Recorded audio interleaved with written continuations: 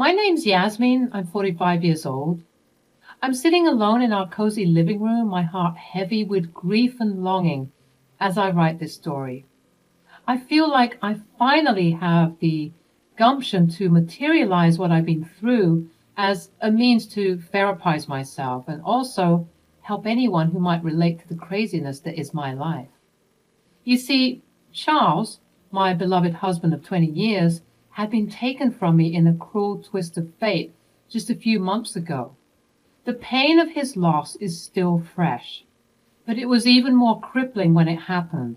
It was as if time had frozen at that moment when I received the devastating news of his car crash. The future we had envisioned together, filled with love, laughter, and countless more years of companionship, was abruptly shattered. Never would I have thought that I'd be a widow at 45 years old. The bond Charles and I shared was particularly profound, forged through the trials and tribulations we had both endured in our lives. We were two broken souls who found solace and healing in each other's arms. My own journey had been marked by heartache, as my parents, lost to the grip of addiction, had abandoned me at a young age. Their choice to prioritize drugs over their own flesh and blood left me with deep emotional scars. As for Charles, his relationship with his mother, Talia, was tumultuous at best. He had severed ties with her, cutting off all contact after years of disappointment and betrayal. But Talia, like a cunning serpent, would slither back into his life, feigning innocence and pleading for forgiveness. Each time he relented, hoping for a genuine change, she would eventually betray his trust, using him to fund her destructive drug habits and skip town. As I said, Charles and I found solace in each other's arms, building a sanctuary of love and trust that shielded us from the scars of our past. We were each other's rock, a safe haven in a world that had shown us little mercy. Our love flourished, and we dreamt of a future together that would defy the pain and sorrow we had endured. We were doing pretty good, if I do say so myself. It had been 2 years since we last heard from Charles's mother, and it seemed that Charles was finally coming to terms with the fact that his mother would never change. Hence, our success and growth as a couple. We were cultivating a brand of love and care which almost made these deep emotional scars fade. Almost. Charles' sudden departure from this earth left me reeling, drowning in a sea of sorrow and unanswered questions. How could life be so merciless, robbing me of the only person who had truly understood my pain and embraced my flaws? I grappled with this question, wanting to just shrivel up in my bedroom and never face the world again. But time, alas, just like death, isn't merciful and waits for no one. So we had to begin the funeral proceedings. As the days passed, I found solace in the loving support of my friends and family. Together, we navigated the difficult process of bidding farewell to Charles, ensuring that his departure from this world was marked with dignity and a celebration of the beautiful life he had lived. We held a heartfelt funeral service, gathering in my home to honor his memory and share stories that brought both tears and laughter. Amidst the bittersweet atmosphere, with the scent of freshly cut flowers permeating the air, a solemn doorbell rang, interrupting the melodic hum of conversations. Curiosity piqued, I made my way to the door, my heart fluttering with anticipation and uncertainty. And there, standing before me in a sea of black attire, was Talia, Charles's estranged mother, bearing a bottle of whiskey as a peace offering. At that moment, a storm of emotions swirled within me. Anger, resentment, and confusion battled with grief and the longing for closure. But as I gazed into Talia's tear-filled eyes, A flicker of understanding ignited within me. I knew that despite the pain she had caused, she too was grappling with her regrets and the weight of lost time. Without a word, I opened my arms, and Talia stepped forward. We embraced, holding each other tightly as tears were shed, each drop carrying a multitude of unspoken emotions. The years of bitterness and fractured relationships seemed to dissolve in that single heartfelt hug. Talia's whispered agonies washed over me, and though the wounds were far from healed, I found a glimmer of compassion within my heart. With Talia's entrance, a delicate dance of emotions ensued. My friends and family, wearied by the history between Charles and his mother, greeted her with wary smiles, offering her a seat at our table. It was a testament to their unwavering support for me that they set aside their reservations and welcomed her into our midst. Throughout the gathering, Talia shared stories of her own, painting a picture of a woman lost in the grip of addiction, desperately searching for redemption and forgiveness. She expressed her deep regret for the pain she had caused Charles, recounting moments of remorse and longing for the opportunity to rewrite their shared history. As I listened to her words, my heart softened, realizing that beneath the layers of hurt and disappointment, there lay a mother's love, tarnished but never extinguished. It was a complex tapestry of emotions woven with the threads of forgiveness, understanding, and the longing for healing. As the final chords of reminiscence echoed in the room, Talia continued to share fragments of her memories with Charles. She spoke of tender moments from his childhood, of shared laughter and stolen glimpses of the man he had become. Each word carried a mix of nostalgia and regret, creating an intimate portrait of a son she had lost along the way.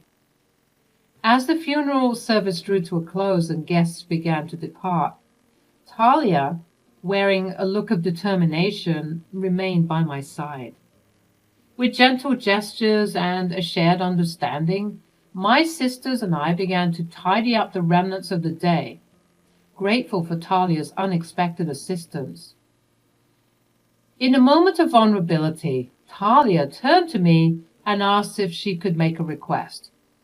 Her voice trembled with a mix of trepidation and longing, and I met her gaze with a mixture of curiosity and caution. Opening my heart to the possibilities, I encouraged her to share her desire. Talia looked at me, her eyes filled with a mix of gratitude and vulnerability. She took a deep breath before speaking. Yasmin, I know I have no right to ask this of you, but could I have a chance to say goodbye to my son? To be close to him, even if it's just through his belongings. I stared at her for a moment, weighing the gravity of her request. Sensing my hesitation, she added, I know it's an odd request, and again, you have every right to deny it, but if I could just touch his clothes or smell his cologne, maybe, just maybe, I could reconnect with him, even though he's gone. Despite the pain and resentment that still lingered within me, I couldn't ignore the genuine remorse etched on Talia's face. My voice softened as I responded. Talia, I understand how much you love Charles, and I can see the regret in your eyes. If this can bring you some solace, then yes, you can go up to his room and be with his things. Take all the time you need.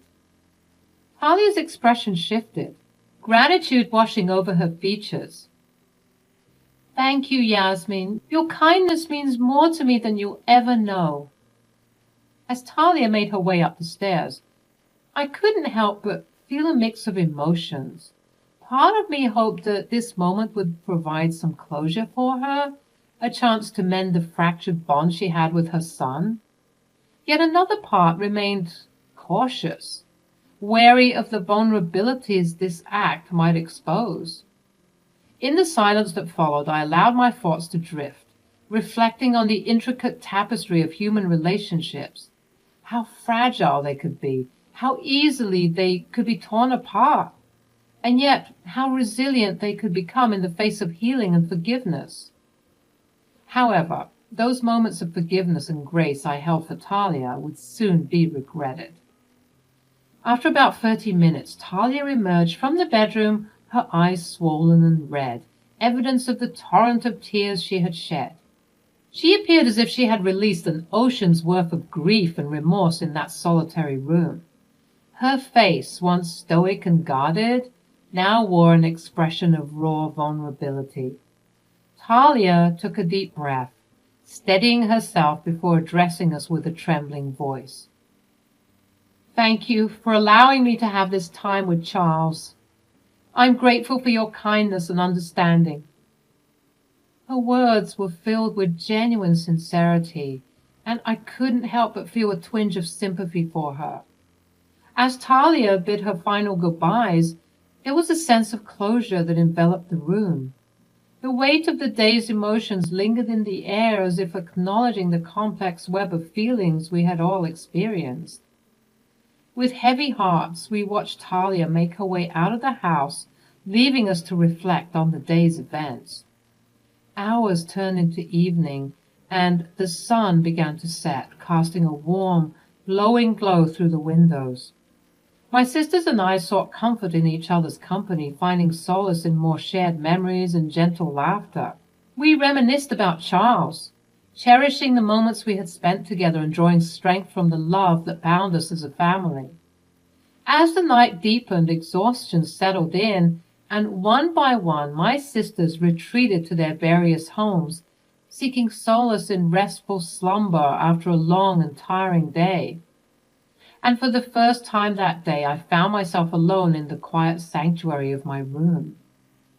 Amid my grief, I recalled Talia's earlier request to have a private moment with Charles's belongings. Now, with the room enveloped in silence, I couldn't help but feel a tinge of curiosity. The longing to connect with Charles, even in his absence, tugged at my heartstrings, and so I allowed myself to explore his world, to immerse myself in the tangible remnants of his life. Gently, I began to examine his belongings, a collection of cherished items that spoke volumes about the man he was. I held his favorite watch, its rhythmic ticking a gentle reminder of the time we had shared. I traced the contours of his well-worn books, imagining the stories they had whispered to him. I looked over at the dresser, containing all of the things that were salvaged from the car wreck, his phone, his work bag, his watch, and his wallet. That's when I noticed, though, that the wallet was gone. As panic gripped my heart and desperation clawed at my soul, I frantically tore through the room, searching for the missing wallet. Every drawer was pulled open, every corner examined with fervor, but it was as if the wallet had vanished into thin air. The realization struck me with a force that stole my breath away. The wallet that had been retrieved from the wreckage of the car crash was now nowhere to be found. In that moment of distress, I knew I had to reach out to someone who could help me navigate this unsettling mystery. Maybe I remembered incorrectly, and maybe his wallet was never returned to my possession. With trembling hands, I dialed the number of Ramsey, a dear friend who had been present during the funeral and had also played a crucial role in retrieving Charles's salvaged belongings. Ramsey, a trusted member of the police department, possessed both the skills and the dedication needed to unravel the truth. As the phone rang, my heart raced and tears streamed down my face. Ramsey's voice, calm and reassuring, greeted me on the other end. I poured out my anguish, explaining the circumstances and the urgency of the situation. With a heavy sigh, Ramsey confirmed that he had indeed brought Charles's wallet back with the other belongings. A mix of relief and confusion washed over me. If Ramsey had returned the wallet, then where could it have gone? It was then that realization struck like lightning, illuminating the dark corners of my mind. It could only have been Talia, my twisted, estranged mother-in-law, who had seized the opportunity to snatch the wallet from the dresser while I was consumed by grief and unsuspecting of her motives.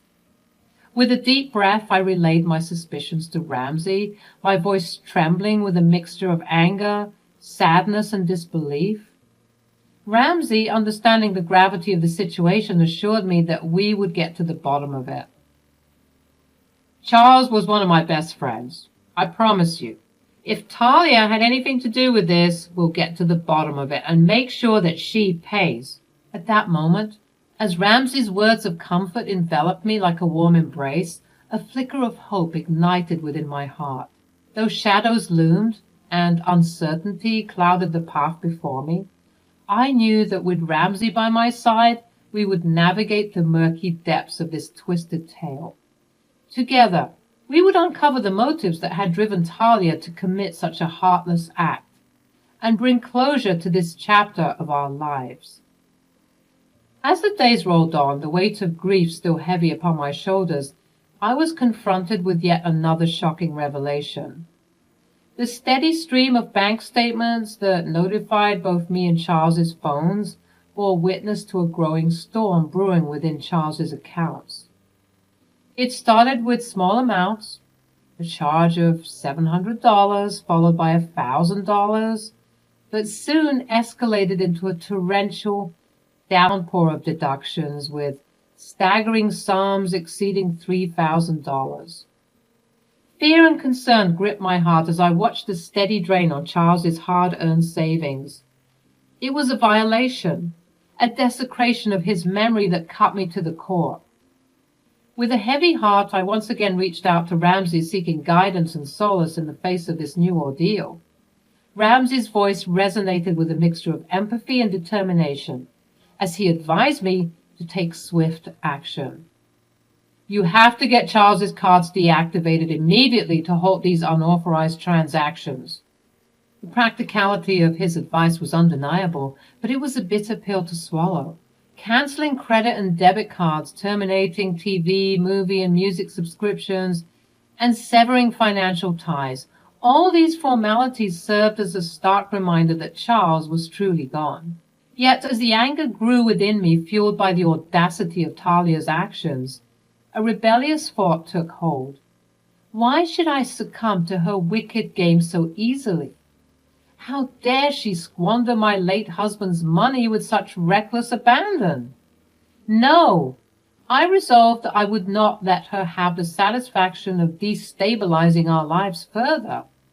And so a devious plan began to form in the recesses of my mind. I decided to let Talia continue using the carts, allowing her a false sense of security. Little did she know that I held the upper hand, the power to unveil her deceit and reclaim what was rightfully Charles's. It was not an easy choice, for it meant prolonging my confrontation with the harsh realities of his absence. But I was determined to expose Talia's true nature, to shine a blinding light upon her dark deeds.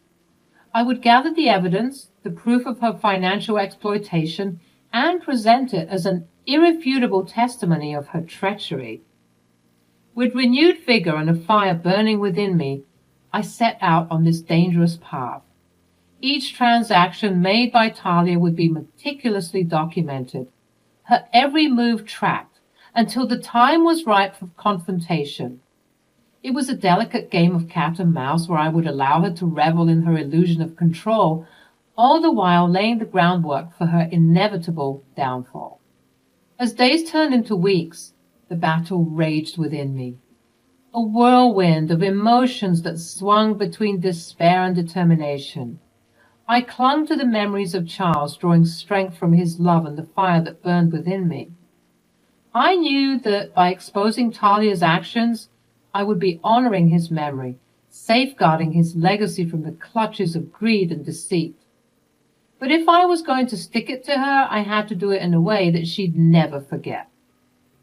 As the weeks crawled by, the weight of Talia's deceit grew heavier. She continued to squander Charles's hard-earned money with reckless abandon, her audacity seemingly boundless. Each transaction she made, each dollar she spent, served as a reminder of her complete lack of remorse and empathy.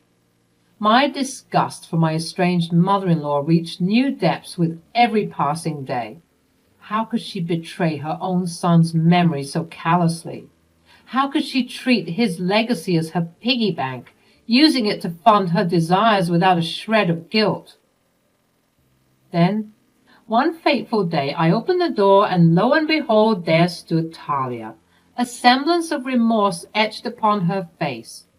But I knew that it was all a lie. "Oh, hello, Yasmin." "Hello, Talia." "Can I come in?" "No, you may not." "Oh, I suspected as much. I don't blame you. I imagine you found that Charles's wallet is missing. Well, I'm so sorry I took the wallet, Yasmin. Please forgive me. I was overcome with grief, and I knew that my time to say goodbye would be short-lived. So I took the wallet as a keepsake, a token of sorts." "Oh, really?" Yes, I'll admit it was completely wrong of me, but I guess I grew conscious and decided to return it to you." Anger surged within me, threatening to consume my every thought. How could she stand before me, spinning her web of lies with such shameless ease? But I held my tongue, masking my fury behind a serene smile. At that moment I saw an opportunity, a chance to turn the tables on Talia and expose her for the fraud she truly was. I smiled and then handed Talia a document, a meticulously compiled record of every penny she had stolen from Charles, and accompanied by a list of the charges she would be facing for her crimes. Upon reading it, her hands and her eyes widened in disbelief. Still, she had the gall to ask, "What's this?" "It's a documentation of all the money you stole from Charles, and it also outlines the legal consequences you'll be facing because of it." Talia's facade crumbled before my eyes. She stuttered and stammered, her lies falling apart at the seams. The weight of her guilt and deceit finally took its toll, and she collapsed on the front porch, unconscious. Without a word, I called for an ambulance, ensuring that she received the medical attention she needed. As Talia regained consciousness in the sterile confines of a hospital room, her wrists bound by cold metal handcuffs, the reality of her actions began to set in. She raged and demanded to be released, but I stood there, an embodiment of calm resolve. I assured her that she would not escape the consequences of her crimes, that she would be locked away for at least 20 years, paying for the havoc she had wreaked upon Charles's memory. With the unwavering support of Ramsey, my trusted friend in law enforcement, I gathered enough evidence to ensure Talia faced the full extent of the law. We had calculated the amount of time she would likely spend behind bars, a fitting punishment for her despicable actions. As I reflect upon the tumultuous journey that brought me to this point, I find solace in the knowledge that justice had been served. I have avenged Charles's memory, bringing to light the depth of Talia's betrayal. The stolen money has been reclaimed, and Talia will face the consequences of her fraudulent actions. With a sense of contentment and closure, I look forward to the future, free from the clutches of Talia's deception. Charles's spirit can rest, knowing that his legacy has been protected, and I can finally find the peace I so desperately seek. The chapter that started with heartbreak and betrayal ends with justice prevailing, reminding us that no act of deceit will go unpunished, and that the strength of love and determination can overcome even the darkest of shadows.